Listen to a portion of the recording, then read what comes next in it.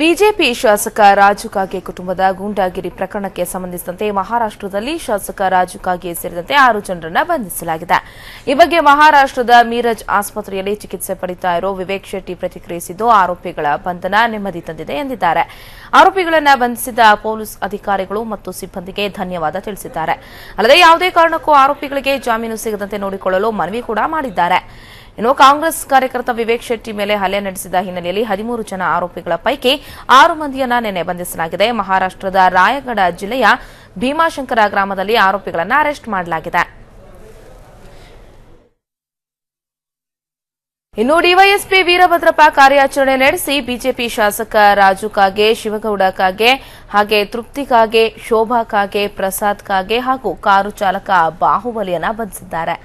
ಇನ್ನು ಬಂಧಿತರನ್ನ ಇವತ್ತು ಅಥಣಿ ಕೋರ್ಟ್ಗೆ ಹಾಜರುಪಡಿಸುವಂತ ಸಾಧ್ಯತೆ ಇದೆ. ಪ್ರಯತ್ನ ನಡೆಸ್ತಾ ಇದ್ರು. ಯಾವಾಗ ವೀರಭದ್ರ ಸರ್ ಅವ್ರು ಚಾರ್ಜ್ ತಗೊಂಡಿದ್ರ ಅದೇ ದಿನ ಆಸ್ಪತ್ರೆಗೆ ಬಂದಿದ್ರು. ಅವ್ರು ಬಂದ ತಕ್ಷಣ ನಮ್ ತಾಯಿ ಆಮೇಲೆ ನನ್ನ ತಂದೆ ಅವ್ರಿಗೆ ಒಂದು ಆಧಾರ ಮತ್ತು ಒಂದು ಧೈರ್ಯ ಕೊಟ್ಟಿದ್ರು. ನಾನು ಯಾವುದೇ ರೀತಿ ಆರೋಪಿಗಳನ್ನು ನಾವು ಬಂಧಿಸುತ್ತೇವೆ, ಯಾರು ಶಾಸಕ ಇರ್ಲಿ ಆದ್ರೆ ಯಾರೋ ಇರ್ಲಿ ಅವ್ರನ್ನ ಬಂಧಿಸುತ್ತೇವೆ, ಮತ್ತು ನೀವು ನ್ಯಾಯ ಕೊಡಿಸ್ತೀವಿ, ನೀವು ಹೆದರಿಕೆಯಲ್ಲಿ ಇರಬೇಡ್ರಿ, ನೀವು ಆರಾಮಾಗಿರ್ರಿ ಅಂತ ಈ ವಿಷಯ ಅವರು ಅಂದಿದ್ರು. ಇವತ್ತು ನಾನು ಬೆಳಗ್ಗೆ ಟಿವಿಯಲ್ಲಿ ಒಂದು ನ್ಯೂಸ್ ಬರ್ತಾ ಇತ್ತು, ನಮ್ಮ ಮನೆಯಿಂದ ಫೋನ್ ಬಂತು ಹಿಂಗೆ ವಿಷಯ ಬಂದಿದೆ ಅಂತ. ಅದರ ನಂತರ ನಾನು ಆನ್ಲೈನ್ ಚೆಕ್ ನಾವೆಲ್ಲರೂ ಇಲ್ಲಿ ಹಾಸ್ಪಿಟಲ್ ಆನ್ಲೈನ್ ಚೆಕ್ ಮಾಡಿದ್ದೆ. ಅದರಲ್ಲಿ ಶಾಸಕರ ಜೊತೆಗೆ 5 ಜನರಿಗೆ ಬಂಧಿಸಿದ್ದೇವೆ ಅಂತ ಒಂದು ನ್ಯೂಸ್ ಬರ್ತಾ ಇತ್ತು. ನ್ಯೂಸ್ ಬರ್ತಾ ಇತ್ತಂದ್ರೆ ಇದಕ್ಕೆ ಕಾರಣ ಅಂದ್ರೆ ನಮ್ ಡಿವೈಎಸ್ಪಿ ಸರ್, ಆಮೇಲೆ ಅಡಿಷನಲ್ SP ರವೀಂದ್ರ ಸರ್, ಆಮೇಲೆ ನಮ್ಮ SP ಸರ್, ಇವರು ದಿನ ರಾತ್ರಿ 3 ಗಂಟೆ ಮಟ್ಟ ಕೆಲಸ ಮಾಡ್ತಾ ಇದ್ರು. ಆಮೇಲೆ ಬೆಳಗ್ಗೆ 5 ಗಂಟೆಯಿಂದ ಕೂಡ ಅವ್ರ ಹುಡುಕಿಲಿಗೆ ಆಮೇಲೆ ಅವ್ರು ಸರ್ಚ್ ಮಾಡ್ಲಿಕ್ಕೆ ಒಂದು ಪ್ರಯತ್ನ ನಡೆಸ್ತಾ ಇದ್ರು. ಇವತ್ತು ಸಿಕ್ಕಿದ್ರೆ ಅದು ಪೂರ್ತಿ ಶ್ರೇಯ ನಮ್ಮ ಪೊಲೀಸ್ ಡಿಪಾರ್ಟ್ಮೆಂಟ್. ಈ ಬಗ್ಗೆ ಮಾತಾಡ್ಲಿಕ್ಕೆ ಸ್ವತಃ ವಿವೇಕ್ ಅವರು ದೂರವಾಣಿ ಸಂಪರ್ಕದಲ್ಲಿದ್ದಾರೆ. ನಮಸ್ತೆ ವಿವೇಕ್. ನಮಸ್ತೆ ಮೇಡಮ್. ವಿವೇಕ್, ಹೇಗಿದ್ದೀರಾ ಈಗ? ಇನ್ನೂ ಆರಾಮಾಗ್ಸಲ್ಲ ಮೇಡಮ್, ಜಸ್ಟ್ ನೋವಿದೆ ಸಾಕಷ್ಟು. ಸೊ ಈಗ ನಾವು ನೋಡಬಹುದು, ಶಾಸಕ ಕಾಗೆ ಸೇರಿದಂತೆ ಅವ್ರ ಕುಟುಂಬದಲ್ಲಿ ಏನು ದರ್ಪ ತೋರಿಸಿದಂತಹ ಆರೋಪಿಗಳನ್ನ ಒಟ್ಟಾರೆ 6 ಜನರನ್ನ ಬಂಧಿಸಿದ್ದಾರೆ. ಹೌದು ಮೇಡಮ್. ಏನ್ ಹೇಳ್ತೀರಾ ವಿವೇಕ್ ಈ ಬಗ್ಗೆ? ಮೇಡಮ್, ಮೊದಲೆಲ್ಲಕ್ಕಿಂತ BT ಅವರಿಗೆ ತುಂಬ ಹೃದಯ ಧನ್ಯವಾದಗಳು.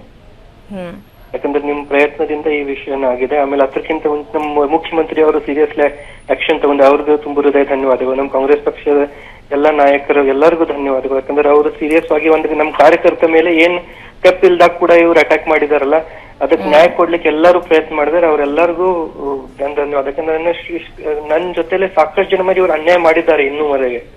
ಆದ್ರೂ ಯಾವಾಗ್ಲೂ ಇವ್ರ ವಿರುದ್ಧ ಅಂದ್ರೆ ಮೀಡಿಯಾ ಒಳಗಾಗ್ಲಿ ದೊರೆ ಆಗ್ಲಿ ಯಾರು ಇನ್ನೂ ಮಟ್ಟ ಪ್ರಯತ್ನ ಮಾಡಿಲ್ಲ.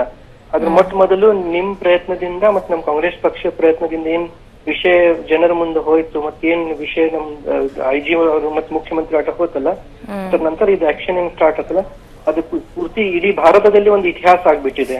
ಖಂಡಿತ ವಿವೇಕ್, ಸುದ್ದಿ ಟಿವಿ ಎಲ್ಲೇ ಅನ್ಯಾಯ ನಡೆದ್ರು ಅಥವಾ ಯಾವುದೇ ಸಾರ್ವಜನಿಕರಿಗೆ ಸಮಸ್ಯೆ ಆಯ್ತು ಅಂದ್ರೂ ಅವರ ಧ್ವನಿಯಾಗಿ ನಿಲ್ಲುತ್ತೆ. ಒಟ್ಟಾರೆಯಾಗಿ ಸುದ್ದಿ ಟಿವಿ ಪ್ರಯತ್ನ ಜೊತೆಗೆ ಪೊಲೀಸರು ಕೂಡ ಈ ಬಗ್ಗೆ ಗಂಭೀರವಾಗಿ ಪರಿಗಣಿಸಿದ್ರು ಈ ಒಂದು ಪ್ರಕರಣವನ್ನ.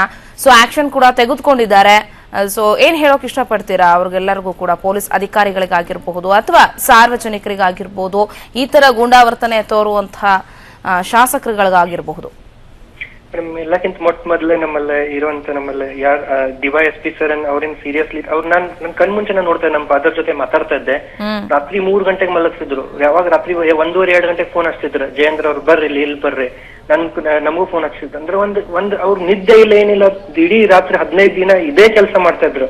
ವಿದೌಟ್ ರೆಸ್ಟ್ಲೆಸ್ ಹುಡುಕ್ಯಾರ ಒಂದು ತಂಡ ಮಾಡಿ ಕಳಿಸಿ. ಅಂದ್ರೆ ಈ ವಿಷಯ ಅಂದ್ರೆ ಇಷ್ಟು ಸೀರಿಯಸ್ ಆಗ್ತದೆ ನಮ್ಗೆ ಅನ್ಸಿಲ್ಲಾಗಿತ್ತು ಇವ್ರು ಸಿಗ್ತಾರಂತ.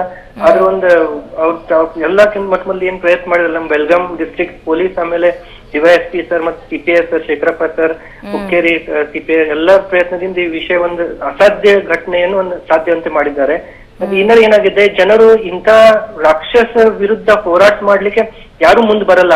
ಯಾರು ಒಂದ್ ಹೊಡಿತಿರ್ತಾರೆ, ಲಕ್ಷ ಕೊಡ ಏನ್ ಅವ್ನ್ ಪಾಲಿಗೆ ಆಗಿತ್ತಪ್ಪ, ನಾ ಹೋಗೋದ್ ಬೇಡ ಅಂತ ಹಿಂಗ್ ವಿಷಯ ಜನರು ಅಂದ್ರೆ ಅಂಜಿಕೆಯಲ್ಲಿ ಇರ್ತಾರೆ. ಆದ್ರೆ ಇದೇ ರೀತಿ ಎಲ್ಲಾರು ಒಕ್ಕಟ್ಟಿ ಈ ಒಂದು ರಾಕ್ಷಸ ಶಕ್ತಿ ಇದೆ ಅಲ್ಲ, ಎಲ್ಲಾರು ಕೂಡ ಹೋರಾಟ ಅಂದ್ರೆ ಇದ್ರ ಮೇಲೆ ನಾವು ಮಾತು ಕೊಡ್ಬಹುದು. ಅಂದ್ರೆ ಎಲ್ಲರೂ ಕೂಡ ಒಂದೊಂದೊಂದು ಜನರು ಮುಂದ್ ಬರ್ಬೇಕು, ಈ ರೀತಿ ಮಾಧ್ಯಮ ಇದೆ, ಈ ರೀತಿ ಸೋಷಿಯಲ್ ಮೀಡಿಯಾ ಇದೆ, ಈ ರೀತಿ ಇವ್ರ ಅನ್ಯಾಯವನ್ನು ಮಾಡ್ತಾ ಇದ್ದಾರೆ, ಇದಕ್ಕೆ ನಾವು ಯಾವ ರೀತಿ ಇವ್ರಿಗೆ ಒಂದ್ ಫೇಸ್ ಮಾಡೋದು, ಇವ್ರೊಂದ್ ಎಲ್ಲರಿಗೂ ಒಂದು ಧೈರ್ಯ ಬಂದ್ ಎಲ್ಲರೂ ಇವ್ರ ವಿರುದ್ಧ ಹೋರಾಟ ಮಾಡಿದಂತೆ ನಮ್ ದೇಶದಲ್ಲಿ ಇಂತ ಅನ್ಯಾಯ ಮತ್ತೆ ಏನು ಉಳಿಯೋದಿಲ್ಲ. ಎಸ್ ವಿವೇಕ್, ಹಾಗೆ ಸುದ್ದಿ ಟಿವಿ ಸುದ್ದಿಯನ್ನ ಬಿತ್ತರಿಸ್ತಾ ಇತ್ತು, ಇನ್ನೊಂದ್ ಕಡೆ ಸುದ್ದಿಯ ರಿಪೋರ್ಟರ್ ಕೂಡ ನಿಮ್ ಜೊತೆಗೆ ಇರ್ತಾ ಇದ್ರು. ಸೊ ಏನ್ ಹೇಳೋಕೆ ಇಷ್ಟಪಡ್ತೀರಾ ಮಾಧ್ಯಮದ ಜವಾಬ್ದಾರಿ ಈ ತರದ ಒಂದು ಸಾರ್ವಜನಿಕ ವಿಷಯದಲ್ಲಿ? ಮೇಡಮ್, ಅಂದ್ರೆ ಯಾವತ್ತೇನೇನು ಫುಟೇಜ್ ಆಗ್ಲಿ, ಯಾವ್ದು ಫುಟೇಜ್ ಆಗ್ಲಿ, ಪೊಲೀಸ್ ಡಿಪಾರ್ಟ್ಮೆಂಟ್ ಜೊತೆಗೆ ಒಂದು 2ನೇ ಪೊಲೀಸ್ ಟೀಮ್ ಅಂತ ಒಂದು BTV ಅನ್ನ ಈ ಕೆಲಸವನ್ನು ಮಾಡಿದೆ.